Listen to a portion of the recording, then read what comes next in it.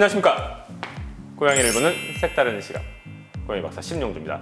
여러분들 지난 한 해 어떻게 되셨고 명절은 잘 쉬셨는지 궁금합니다. 올 한 해도 여러분 댁내에 건강 그리고 행복이 함께하기를 기원하고, 여러분들이 함께하고 있는 고양이들에게도 즐겁고 건강한 한 해가 되기를 기원합니다. 오늘은 저희 고양이 연구소를 통해서 자주 들어오는 이런저런 질문들, 그리고 심용주 박사인 양반양 유튜브 채널을 통해서 들어온 다양한 질문들 몇 개를 소개하고 답변 드리는 방식으로 진행하도록 하겠습니다. 저희가 이제 산책 관련되는 영상을 올렸죠. 2개 올린 것 같은데, 어떻게 산책을 하는지에 대한, 산책의 필요성에 대한 것하고, 또 하나는 실제로 산책을 하는 방법에 대해서 실무적인 프랙티컬한 부분을 다뤘습니다. 많은 의견들 주셨고, 그 중에서 주신 질문 중에 하나가, 고양이는 영역동물이고 산책 또는 외출을 하면 자꾸자꾸 나가고 싶어 하는 게 아닌가요? 만약에 자꾸자꾸 나가고 싶어 하면 어떻게 해야 될까요? 라는 말씀이 하나 있었습니다. 이거는 이렇게 보시면 될 것 같습니다. 고기도 먹어본 놈이 먹죠? 네. 나이트클럽도 가본 사람들이 춤을 출 줄 알고 놀 줄 알고, 고기를 먹다 보니 채식은 싫다, 나는 삼시세끼 고기만 먹겠다라고 할 수도 있습니다. 비슷한 맥락에서 한 번 나가다 보니 2번 나가고 3번 나가고 싶고 계속 나가고 싶고, 나는 아예 밖에서 살겠다 라고 고양이가 생각할 수도 있겠죠. 그거를 막을 수 있는 방법은 없다고 생각합니다. 오히려 고양이가 자꾸 밖으로 나가고 싶어 하는 것을 막기 위해서 평생 동안 집안에만 가둬놓는다? 그게 오히려 더 이상한 상황이 아닌가 일단은 싶고, 동시에 그런 맥락에서 고양이와 함께 하는 모든 행동에는, 즉 외출뿐만 아니라 루틴이라고 하는 것이 매우 중요합니다. 루틴은 뭐냐 하면 잘 아시는 것처럼 일상적으로 벌어지는 일이란 뜻입니다. 동물을 키우는 데 있어서 가장 핵심적인 부분이 바로 루틴입니다. 고양이라고 하는 동물은 항상 제가 말씀드린 것처럼 생태계 내에서 중간 정도의 위치를 가지고 있습니다. 그러다 보니 모든 게 두렵고 무서워요. 예기치 않았던 일이 갑자기 벌어지는 것은 목숨을 위협하는 상황이 될 수 있는 거죠. 적이 또는 포식자가 나타나는 거죠. 루틴을 확립하면 그런 부분에 있어서 매우 큰 장점이 있습니다. 항상 일상적으로 일어나는 겁니다. 즉 오후 2시에는 항상 나가서 30분 동안 또는 1시간 동안 외출을 해요. 그리고 들어와요. 매일 반복해요. 고양이는 언제 나가고 언제 들어오는지 압니다. 거기에 큰 예외를 두지 않게 되면 고양이는 단순히 밖에 나간다고 해서 더 밖에 나가고 싶어하고 밖에서 영원히 살고 싶어하는 것이 아니라 그 루틴에 익숙해지기만 하면 무리 없이 다시 집으로 들어와서 집안에서 생활을 하게 됩니다. 여러분들이 너무 큰 염려를 하시는 거라고 말씀을 드리고 싶고, 다시 한번 루틴의 중요한 측면에 대해서 강조드리고 싶습니다. 계속해서 한번 또 말씀을 나눠보겠습니다. 그야말로 말도 많고 탈도 많았던 지난 한 해 하반기에 가장 중요한 이슈 중에 하나인 클림노시스, PIBI에 대해서 질문을 주셨습니다. 우리 고양이는 뒷목을 잡으면 난리를 치는데 이건 클림노시스를 싫어하는 거 아닌가요? 이런 경우는 어떻게 해야 되나요? 네, 전에도 말씀드린 것처럼 모든 고양이 또는 모든 포유동물들이 클림노시스에 반응하는 것은 아닙니다. PIBI에 반응하는 비율은 절반 전후입니다. 만약에 어떤 특정한 개체, 현재 자신이 관리하고 있는, 자신이 키우고 있는 반려고양이가 클림노시스에 전혀 반응하지 않는다? 네, 그 친구는 방법이 없는 겁니다. 그런 경우에는 말씀드린 것처럼 타올링을 사용한다든지, 또는 손을 이용해서 경부하고 두부를 고정한다든지 등의 방법으로 조치를 하시는 것이 맞습니다. 다시 한번 확인드립니다. 모든 고양이가 클림노시스, 즉 PIBI에 반응한 것은 아니다. 다음입니다. 우리 고양이는 빗질을 할 때 엄청 싫어합니다. 저희 고양이가 빗질을 싫어하는데 올바른 빗질 방법이 없을까요? 또는 어떻게 하면 고양이가 싫어하지 않게 빗질을 할까요? 사실 이거는 실제로 고양이를 놓고 저희가 하는 게 가장 좋을 것 같기는 하고, 동시에 그분이 빗질을 어떻게 하고 있는지를 제가 봐야 할 것 같습니다만, 고양이의 경우 크게 이제 2가지로 보시면 됩니다. 첫 번째는 빗이 적절하지 못한 경우들이 있습니다.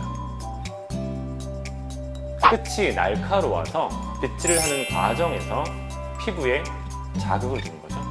또는 특히 이제 장모종의 경우 이런 문제가 있는데, 털이 과도하게 엉켜 있는 거야. 근데 통상 매트 쓴다라고 얘기하는데 그런 경우에 그것을 어거지로 풀려 그러면 큰 통증을 유발하죠. 또는 굵은 브러쉬로 하면 되는데 찬비처럼 조밀한 것을 하게 되면 문제가 있는 거죠. 자, 두 번째는 첫 번째는 기본적으로 사용하는 용구 자체가 잘못된 경우, 즉 빗이 적절하지 못한 경우가 있고, 두 번째는 빗질을 하는 방법에 문제가 있는 경우가 있습니다. 근데 빗질이 중요하다, 빗질을 자주 해야 된다고 하는데 개체별로 차이가 있을 수 있고, 고양이를 빗질하는 과정에서 이제 문제가 되는 거는 고양이가 특별히 예민하게 생각하는 부위들이 있습니다. 근데 그 예민하게 생각하는 부위를 빗질한다든지, 가장 대표적인 경우는 허벅다리 안쪽 같은 경우들입니다. 네. 또는 빗질을 할 때 빗질을 하는 방식 자체에 문제가 있다든지, 그 두 가지가, 즉 용구가 잘못되었거나 빗질을 하는 방법이 잘못되게 되면 고양이 입장에서는 불쾌감, 더 나아가서는 통증, 고통을 느끼게 되고, 그런 것들을 싫어하는 것으로 표현하게 됩니다. 그래서 일단은 상황에 맞는 여러 가지 빗을 준비하시고, 더 나아가서 그 빗을 사용하는 방법들을 명확하게 익히시고, 더 나아가서 각각의 털 상황과 그 다음에 신체 부위에 따라서 어떻게 빗질하는지에 대해서도 익히신다면 큰 도움이 될 것 같고, 그런 거 공부하기 싫어요, 나 그런 것까지 공부 못하겠어요 라고 한다면, 일단 단모종의 경우는 굳이 빗질을 하지 않으셔도 돼요. 만약에 털이 빠지는 게 문제시다, 즉 빗질에는 두 가지 목적이 있는데, 첫 번째는 죽은 털을 걸러내는 것, 두 번째는 털을 정리정돈하는 것인데, 단모종의 경우는 그냥 손으로 이렇게 문질러주는 것만으로도, 긁어주는 것만으로도 죽은 털의 대부분을 뽑아낼 수 있습니다. 장모종의 경우는 너무 조밀한 것 말고 굵은 브러쉬, 여성분들 파마머리 같은 거를 빗을 때 쓰는 그 굵은 브러쉬로 먼저 한번 전체적으로 정리해 준 다음에, 그보다 약간 조밀한 빗 또는 넓적해서 끝에 핀 브러쉬라고 해가지고 이제 약간 끝에가 이렇게 구부러져 있어서 죽은 털을 긁어내게 되는 것은 그것으로 조심스럽게, 절대로 그냥 한 번에 무슨 이렇게 밭 갈듯이 하는 게 아니고 그냥 부드럽게 천천히만 해주신다면 대부분의 경우 무리 없이 빗질에 능숙하게 지실 수 있습니다. 자, 이제 네 번째 질문입니다. 고양이의 헤어볼이 고양이들에게 치명적일 수 있다는데 헤어볼에 대해서 알려주세요. 자, 이 이제 고양이 헤어볼 문제는 사실은 그렇게 생각보다 심각하지 않습니다. 너무 그렇게 두려워할 필요 없어요. 헤어볼은 그냥 정상적으로 빗질해 주시고, 그 다음에 이른바 헤어볼 사료라고 하는 사료를 주시거나 또는 다양한 먹이를 주시면 대부분의 경우 생기지 않습니다. 그리고 설사 약간의 헤어볼이 생겼다 할지라도 거의 모든 고양이들은 스스로 토해냅니다. 너무 헤어볼에 대해서 두려움을 가질 필요까지는 없다. 중장모종이라면 열심히 빗질해 주시고, 평소에 이른바 헤어볼 전용 사료를 정량 섞어서 먹이는 것만으로도 큰 문제 없이 아름답고 건강하게 키울 수 있다라는 말씀을 드리고 싶습니다. 자, 어느새 다섯 번째 마지막 질문이 된 것 같습니다. 자, 이번 질문은 고양이를 중성화시키지 않고 키우는 방법이 있을까요? 이게 좀 약간 어렵고 복잡한 문제예요. 지금 현재도 그런 분들이 많이 계세요. 특히 남자분들이 많으세요. 그리고 수년 전에는 정말 많으셨고, 무슨 말씀이냐? 고양이를 중성화시키는 것, 즉 수컷의 경우 정소를 적출하고, 암컷의 경우는 난소 및 자궁과 관련되는 내부 생식기 계통을 적출하는 수술이죠. 그 중성화 수술에 대해서 심정적으로 어떤 거부감을 가지시는 분들이 많으세요. 특히 남성분들. 자신이 거세된다는 두려움에 빠진 것 같은 정도로. 아니, 내가 고절하니 이게 무슨 소리야? 혹시 스프레이가 뭔지 다 알고 계시겠죠? 실제로 스프레이 하는 것을 보신 적도 있으십니까? 그 스프레이 냄새를 맡아본 적도 있으십니까? 발정기가 되면, 지금 이제 전형적인 곧 이제 발정기가 옵니다. 한 2월 중순 정도 되면 첫 번째로는 대소변을 뿌려서 자신의 영역을 마킹합니다. 두 번째는 짝을 찾아서 호시탐탐 탈출할 기회를 누리고 실제로 집을 나서버립니다. 만약에 그것이 성공하지 못했다 하면 발정이 반복적으로, 단속적으로 반복되고 짧게 계속 반복됩니다. 그 과정에서 수컷은 그나마 나은데 암컷은 내부 생식기 계통에 과도한 부하, 제약을 가합니다. 결과적으로는 다양한 질병을 야기할 수도 있고요. 질병의 경우 수컷도 물론 발생할 수 있고.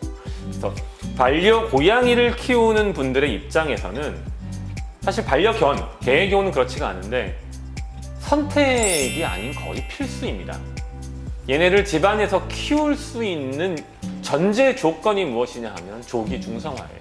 생후 6개월 이전에. 그게 안 되면 이른바 헬게이트가 열립니다. 만약에 이 질문자께서 정말로 중성화를 시키지 않고 고양이를 잘 키우고 싶으시다면 제가 권장하는 것은 50평 정도의 마당이 있는 저택을 하나 구입하세요. 그리고 그 저택의 높이 2.5m 정도 높이로 고양이가 타넘을 수 없게 특수한 형태의 펜스를 완전히 설치하세요. 문은 이중으로 만드시고요. 그 다음에 관에서 키우세요. 네, 그러면 중성화를 하지 않고 아무 문제 없이 키울 수 있습니다. 만약에 중성화를 하고 싶지 않으시다면 고양이를 키우지 마십시오. 저는 길에 있는 고양이들만 그냥 예뻐해 주십시오. 고양이에 대한 여러 가지 궁금증들이 있으실 겁니다. 그런데 인터넷에 나와 있는, 블로그에 올라와 있는 카더라 통신만 갖고 하시기에는 어려움이 많으시죠? 누구의 말을 믿어야 할지도 모를 겁니다. 고양이를 보는 색다른 시각, 저 고양이 박사 심용주가 여러분의 질문에 대해서 하나하나 속 시원하게 긁어드리겠습니다. 언제든지 저희 유튜브 채널을 통해서 궁금한 점들을 문의 주시기 바랍니다. 감사합니다.